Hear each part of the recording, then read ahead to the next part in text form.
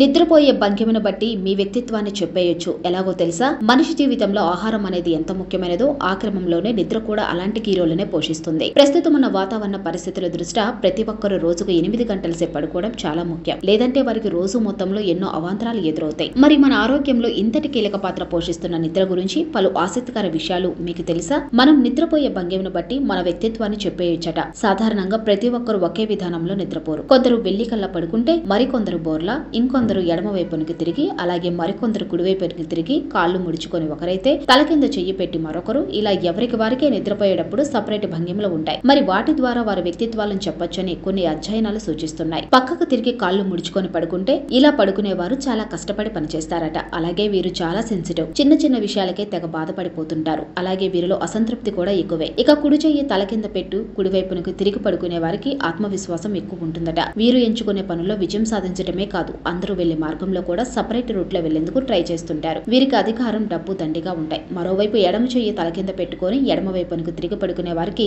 మంచి గుణాలు ఎక్కువ, పెద్దలను గౌరవిస్తారు, పనిలో నిబద్ధత ఉంటుంది. అయితే ఆత్మవిశ్వాసం మాత్రం తక్కువ. ఇక వీరిలో ఓ స్పెషల్ అట్రాక్షన్ క్రియేటివిటీ. ఇక వెల్లికల పడుకునేవారు, బోర్లా పడుకునేవారి సంగతి చూద్దాం. వెల్లికల పడుకునే వారికి ఎక్కువ స్వేచ్ఛ ఉంటుందట. వారు ఫ్రీ బర్డ్ అని చెప్పవచ్చు. అలాగే వీరు నలుగురిలోనూ ప్రత్యేక గుర్తింపు ఉండాలని కోరుకుంటారట. ఇక బోర్లా పడుకునేవారు సంకుచిత స్వభావం కలిగి ఉంటారు. అవసరమైతేనే ఇతరులతో మాట్లాడతారు. ప్రతి పనిలోనూ అలసత్వం, ఎలాంటి లక్ష్యం లేకపోవడం వీరి స్వభావం. ఒకవైపునకు తిరిగి రెండు కాళ్ళు ముడుచుకొని పడుకునేవారు స్వార్థపరులట. అంతేకాకుండా వీరిలో అసూయ, పగ, ప్రతీకారాలు ఎక్కువ. ఇక ఇలాంటి వారు ప్రతి పనిని చూసి భయపడటమే కాదు, దానికి దూరంగా పారిపోతారు. అలాగే వీరు త్వరగా ఇతరుల దగ్గర మోసపోతారు కూడా.